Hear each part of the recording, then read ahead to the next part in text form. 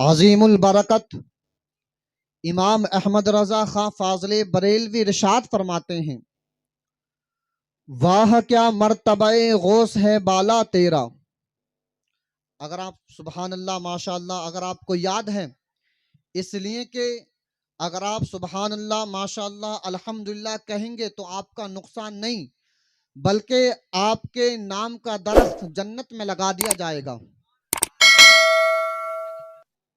اعلی حضرت فرماتے ہیں، واہ کیا مرتبہ غوث ہے بالا تیرا، اونچے اونچوں کے سروں سے قدم آلا تیرا، اور سر بھلا کیا کوئی جانے کہ ہے کیسا تیرا، سر بھلا کیا کوئی جانے کہ ہے کیسا تیرا، اولیاء ملتے ہی آنکھیں وہ ہے تلوا تیرا، اولیاء ملتے ہی آنکھیں وہ ہے تلوا تیرا۔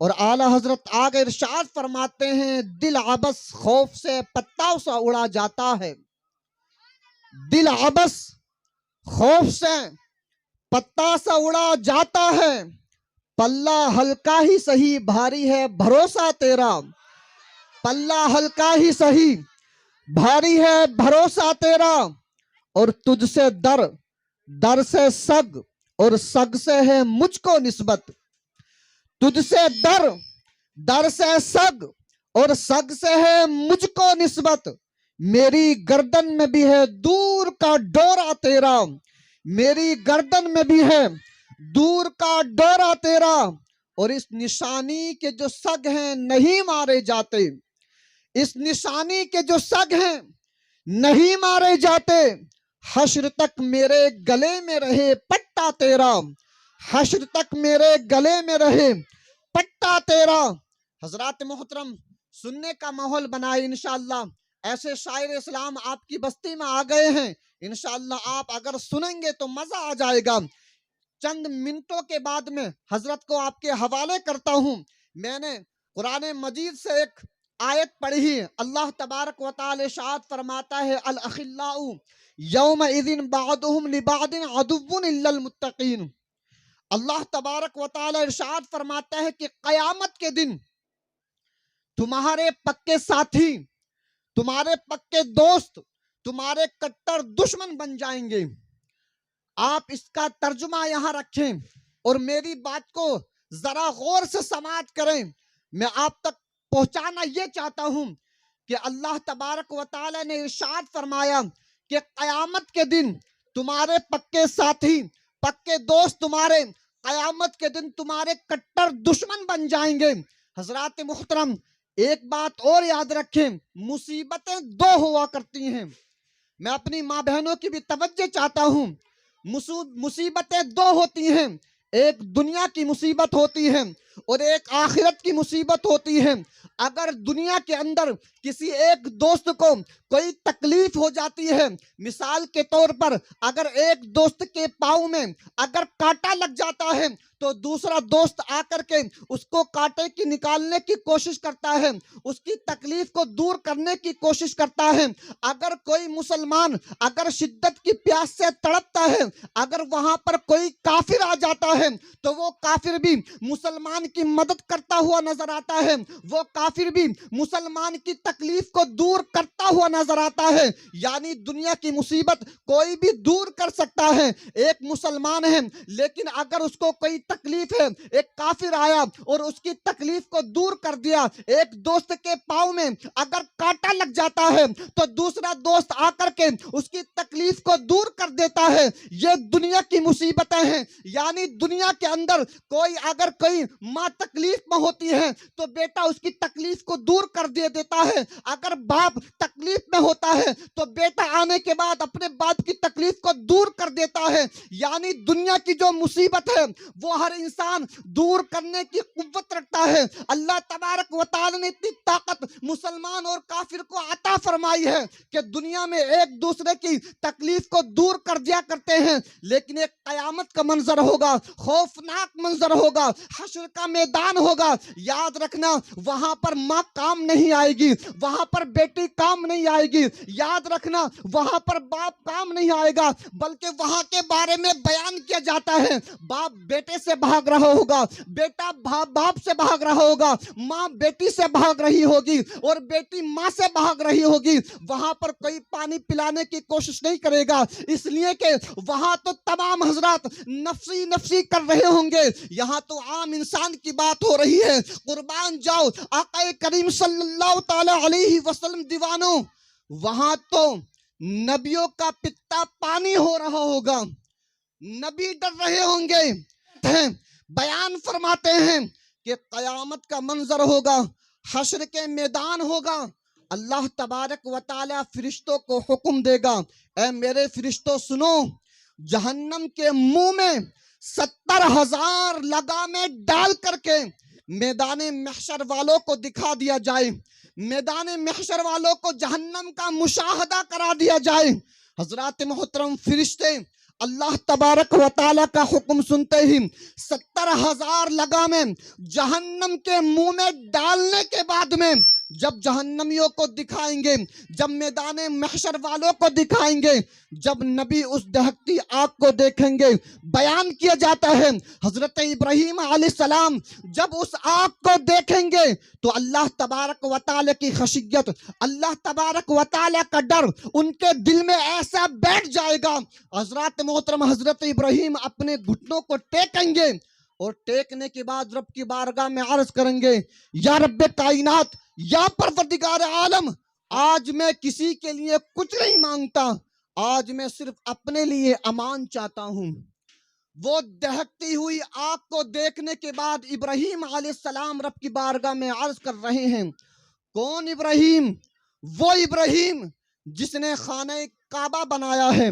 میں اپنی ماں بہنوں کی بھی توجہ چاہتا ہوں، وہ بھیانک دن ہوگا، وہ خطرناک دن ہوگا۔ حضرت ابراہیم علیہ السلام کوئی معمولی انسان نہیں ہے، بلکہ انبیاء کرام کے باپ ہیں۔ حضرات محترم، ابراہیم اپنے گھٹنوں کو ٹیکنے کے بعد عرض کریں گے، یا اللہ، یا رب کعبہ، اللہ تبارک و تعالی، آج میں اب کسی کے لیے کچھ نہیں مانگتا، آج مجھے امان دے دے۔ اور حضرت موسیٰ علیہ السلام جب اس دہکتی ہوئی آگ کو دیکھیں گے، دہکتے ہوئے شعلوں کو دیکھیں گے تو رب کی بارگاہ میں عرض کریں گے، یا اللہ، تو نے مجھے دنیا کے اندر کلام سے سرفراز فرمایا، مجھ سے بات چیت کی ہے، آج میں کسی کے لیے کچھ نہیں چاہتا، اپنے لیے امان چاہتا ہوں۔ اور حضرت عیسیٰ علیہ السلام جب جہنم کی دہکتی ہوئی آگ کو دیکھیں گے تو رب کی بارگاہ میں عرض کریں گے، یا اللہ، یا رب کائنات، یا پروردگار عالم، آج میں اپنی ماں مریم کے لیے بھی کچھ نہیں مانگتا، آج مجھے امان دے دے۔ ایسا دہکتا ہوا وہ دن ہوگا، اتنا خطرناک وہ دن ہوگا، یعنی کوئی کسی کی مدد نہیں کر رہا ہوگا، باپ بیٹے سے بھاگ رہا ہے، ماں بیٹی سے بھاگ رہی ہے، بیٹی ماں سے بھاگ رہی ہے۔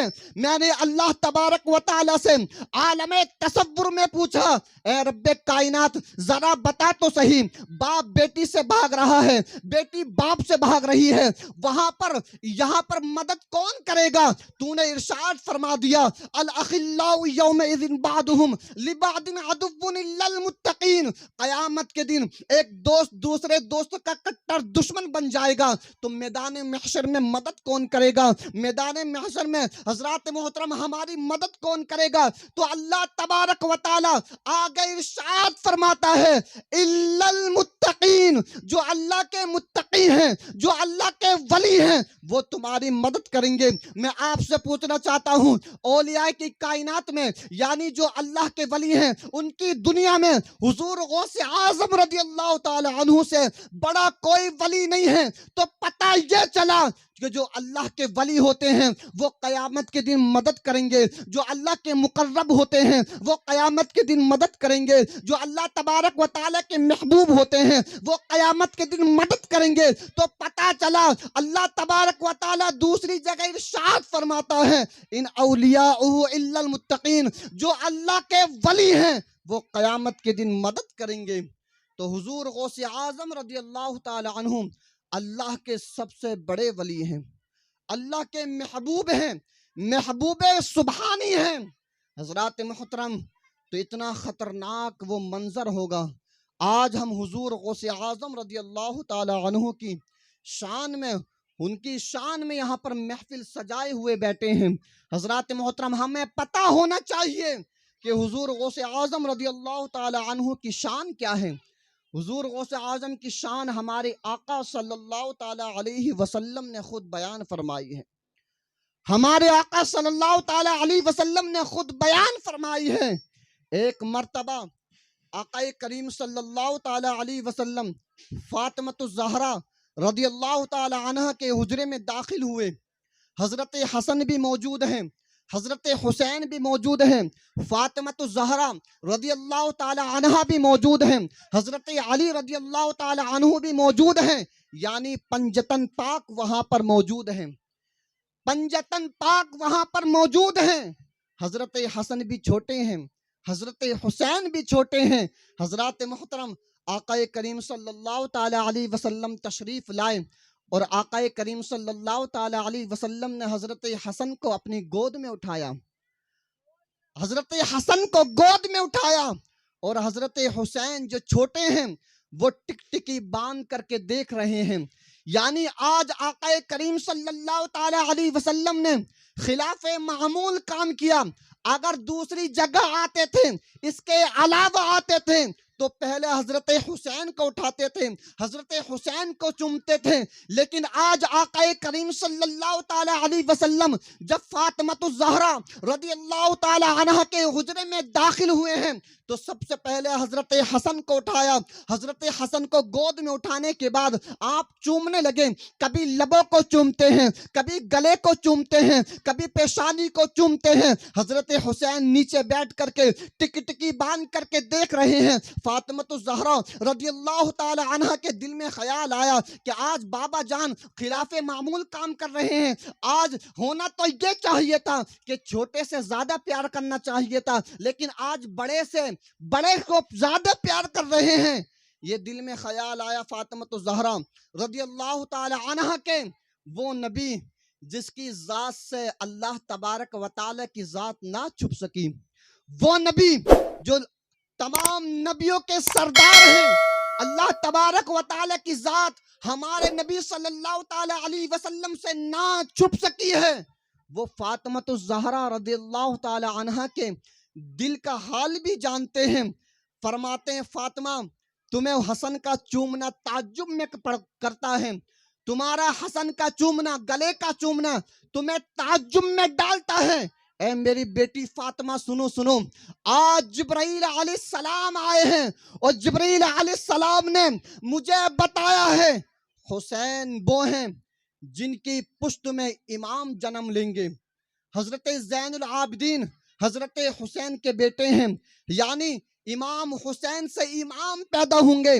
امام زین العابدین حضرت حسین کی پشت سے ہیں، امام زین العابدین کے بعد امام باقر، امام کاظم، یعنی تمام امام لوگ حضرات محترم حضرت حسین رضی اللہ تعالی عنہ سے ان کی نسل چلے گی۔